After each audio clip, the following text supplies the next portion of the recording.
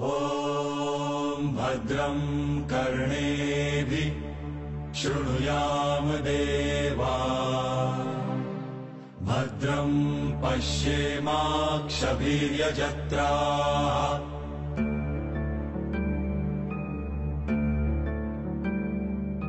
स्थिरैरङ्गैस्तुष्टुवासस्तनुभिः व्यशेम देवहितं यदायुः. Fidèles amis d'Africa Phoenix Web TV, nous saluons la divinité en vous. Soyez les bienvenus sur votre émission Ésotérisme et Ésotérisme des mystères. Qu'est-ce qu'on entend par l'arbre séphirotique? C'est quoi l'arbre de vie? Quels sont les 10 fruits de l'arbre de vie? Quel est le lien avec l'arbre de vie et les 10 commandements? Quels sont les rôles des séphirotes?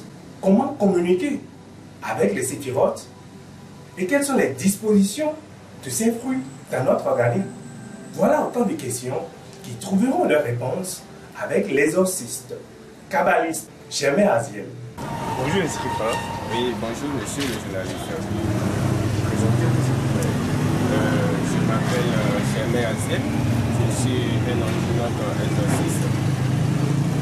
Alors, nous allons parler de l'arbre de vie avec ses 10 fruits.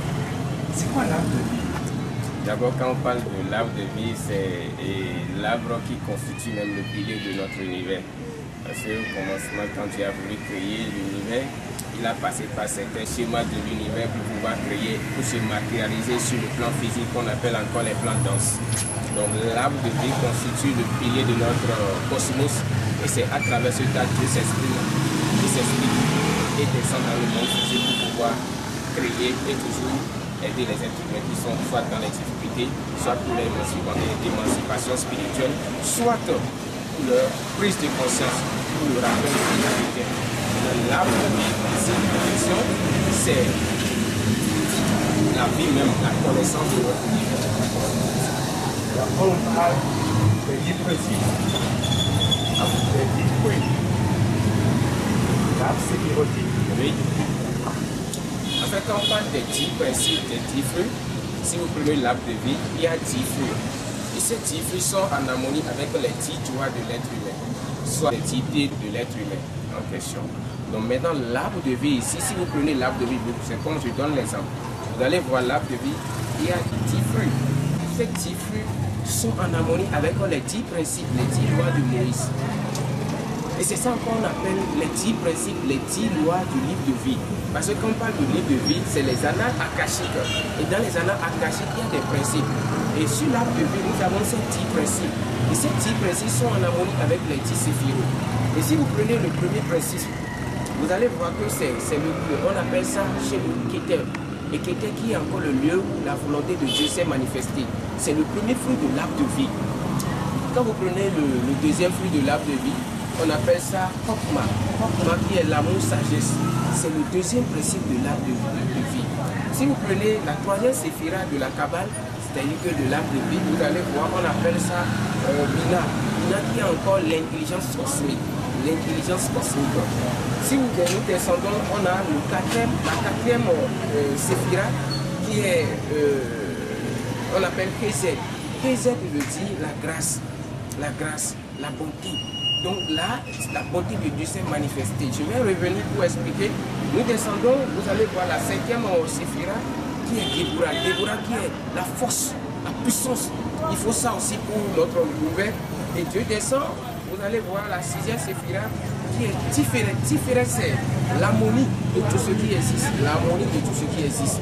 Et nous descendons, vous voyez, la septième séphira qui est Netza. Netza, c'est là où la séphira de la beauté, de la magnificence, de la beauté, de tout ce qui existe.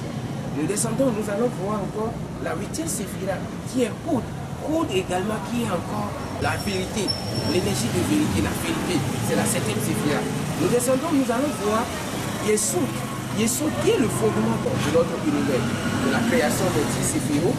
Et nous descendons, vous allez voir 10e séphira qui est Malkout. C'est là où on appelle le royaume des hommes. Et c'est là où nous nous trouvons actuellement. Maintenant, nous allons revenir sur l'explication de comment les énergies circulent dans cette 10 piliers, c'est-à-dire 10 centres énergétiques. On appelle les centres énergétiques. Vous nous allons expliquer comment les énergies circulent sur les 10 centres énergétiques. Voilà un peu ce que c'est que l'arbre. Nous avons vu, montrer l'image, et ça ressemble vraiment à un arbre. Il y a 3 fruits en haut. Oui. Après, on a les 7 autres en bas. Oui. On a vu des enchaînements, des tracés, mais on aurait aimé comprendre comment ça s'explique, comment c'est lié, comment c'est entrelacé. Vous devez comprendre. Vous voyez, quand vous prenez l'arbre de vie, vous allez voir les 3 premiers séphirotes sont ce qu'on appelle la triade supérieure de la Kabbale. Et quand vous prenez la chrétienté, c'est-à-dire que le christianisme parle de la Trinité sacrée. Et cette Trinité sacrée fusionne avec la triade supérieure de la Kabbale qu'on appelle Père, Fils, Saint-Esprit. Ici, c'est le Père. Quelqu'un veut dire Père, c'est le Père. Ici, c'est ce qu'on appelle l'amour cosmique. Les gnostiques l'appellent l'énergie christique. Oui, le Christ cosmique. Donc ici, c'est la main du monde, la main supérieure. Il y a la main inférieure et la main supérieure. Donc ici, c'est la main supérieure qu'on appelle Bina. En tradition de chez nous, on appelle Bina les Minuna. Vous comprenez un peu? Donc c'est ça qu'on appelle en tradition. Ici, vous allez voir, c'est la manifestation déjà de Segulissa, c'est-à-dire que Maoussa, celui qui a créé l'univers. Et la volonté s'est manifestée au niveau de Keter. Vous comprenez maintenant? Il est descendu, c'est l'amour christique qu'on appelle encore le donc la fusion de tout ceci crée une évidence sacrée. Ça crée le triangle sacré dont on parle de la Kabbale. C'est ça. Donc Père, Fils, Saint-Esprit. Et je suis le Père, je suis le Fils du Seigneur. Les autres disent Vierge Marie, Dieu est puissant, Vierge Marie, Jésus et le Père. Donc c'est un peu ça. Donc c'est la fusion des trois là qu'il faut. Même quand vous allez dans la tradition hindouiste, vous allez voir toujours qu'il y a Vishnu, Brahma et Shiva. Vous allez voir cette trinité, ça existe dans toutes les traditions. Même chez nous, dans la cosmogonique africaine, on parle de Segolissa, oui, Minona, et le feu, et très bien, c'est ça. Comment on peut expliquer que même chez nous en Afrique, là où c'est se retrouver de en fait, donc, tout est lié et vous allez voir que tout est multiplié en fait pour retourner à l'unité. Et le tout, c'est de trouver l'unité en tout chose pour retrouver et pour fusionner avec l'unité cosmique. Et c'est pourquoi on parle de Keter chez nous. Et quand on parle de Keter chez nous, c'est l'unité cosmique, c'est là l'unité. Et tout doit retourner à l'unité. Quand vous prenez même l'arbre de vie, ça diffuse. Les diffus nous retournent encore. Quand vous prenez 10, 0 plus 1, ça donne encore 1. Ça retourne à l'unité. Ça veut dire que le Père est dans Malkout, c'est-à-dire que dans la terre, et la terre est dans les cieux. C'est ça. C'est pourquoi même le Maître Jésus connaissait ce principe. Il disait que tout ce que vous allez lier sur la terre, sachez que c'est lié dans les cieux. Et tout ce que vous déliez sur la terre, c'est lié dans les cieux. Parce que Malkout, qui est la terre des humains, est dans les cieux, et les cieux sont sur la terre. C'est ça. Ça voudrait dire que l'homme, en tant que dixième principe, peut, s'il s'auto-réalise, redevenir. Dixième séphira qui est le dixième principe, doit travailler pour retourner à l'unité cosmique. C'est là qu'il va retrouver son être originel. Donc pas l'être spirituel, l'être de lumière qu'il était d'origine. Comment faire ce travail alors pour redevenir? Et ce travail se fait par la prise de conscience et par un travail qui se fait par le rappel de soi. Et c'est un travail processus initiatique, étape par étape pour parvenir à l'étape suprême, c'est-à-dire pour atteindre cette sommité, cette supraconscience qui nous permet de comprendre que nous sommes des dieux.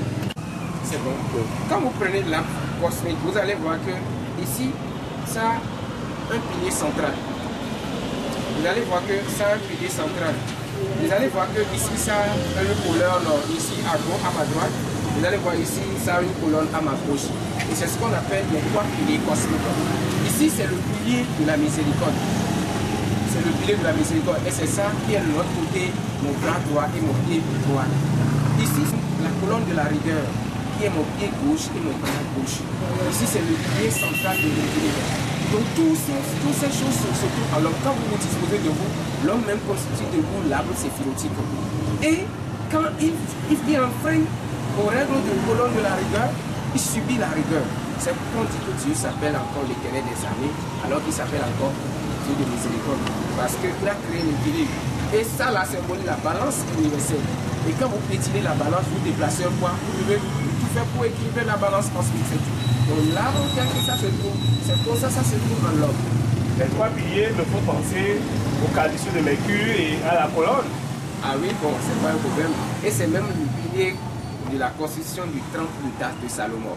Et quand on parle du temple maçonnique aujourd'hui, ces 3 piliers se retrouvent dans la franc-maçonnerie. Partout, c'est le pilier. Chaque temple doit avoir ces 3 piliers. Et si le temple n'a pas ces 3 piliers, ça veut dire que le temple est faussé. Et c'est pourquoi nous devons travailler pour la prise de conscience de ces séphirotes en nous pour manifester ici, mettre en application l'énergie de la volonté qui est la séphira qui est ici l'amour.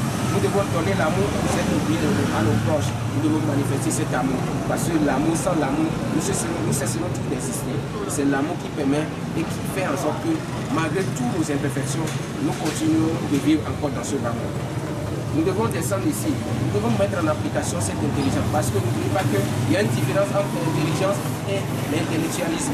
Donc l'intelligence, ça permet, quand vous avez cette intelligence, vous avez la compréhension de tout ce qui se passe. Vous comprenez votre existence, vous comprenez pourquoi vous subissez tel mal, vous comprenez pourquoi vous êtes heureux. C'est l'intelligence cosmique qui permet de prendre conscience de ces facteurs. Ici, la bonté du cœur. L'être humain qui vit, qui n'a pas la bonté du cœur, c'est la quatrième séphira, c'est dangereux. Il nous faut développer cette bonté du cœur pour aider nos proches, ceux qui sont dans le bas monde, qui ont besoin de nous. Les orphelins, par exemple, ont besoin de cette bonté du cœur. Il suffit juste de donner peut-être 100 francs à quelqu'un pour aider quelqu'un à sortir dans les difficultés. Ici, nous devons aussi savoir quand il faut utiliser la force, la puissance, pour peut-être soutenir une action qui a besoin de l'énergie. Il faut la servir, la 5e séphira.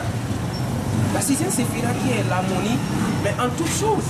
Il y a toutes ces choses. S'il n'y a pas d'harmonie entre les choses, il risque d'avoir la disharmonie.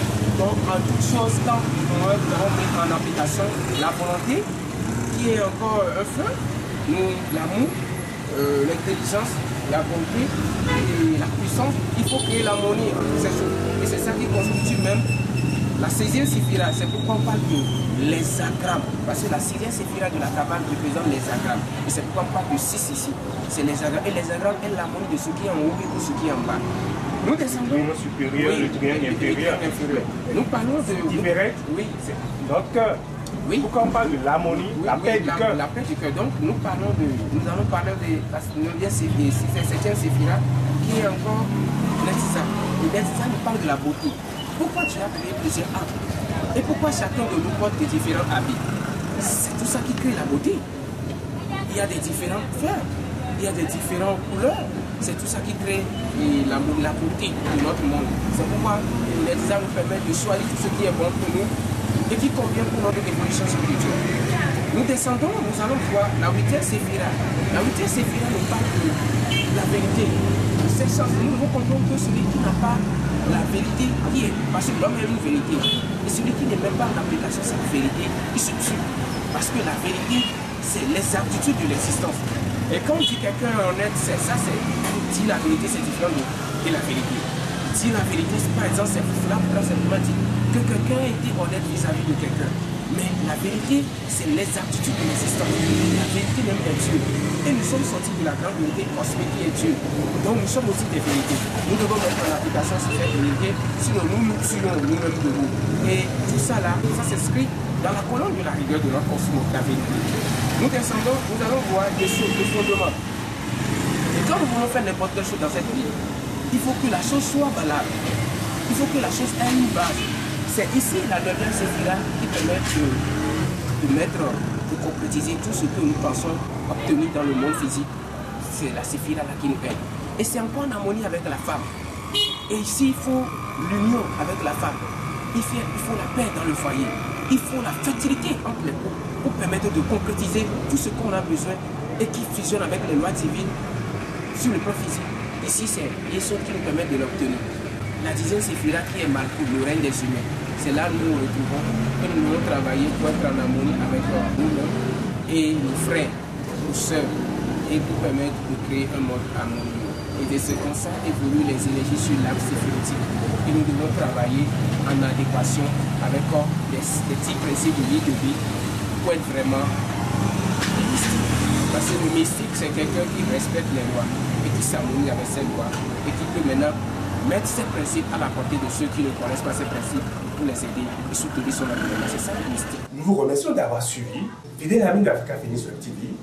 Le décryptage avec l'arbre séphirotique va continuer. Mais en attendant, nous vous remercions d'avoir suivi ce petit élément sur l'arbre séphirotique et ses 10 fruits. À la prochaine. Om Bhadram Karnebhi Shrunuyam Deva Bhadram Pashyemakshabhiryajatra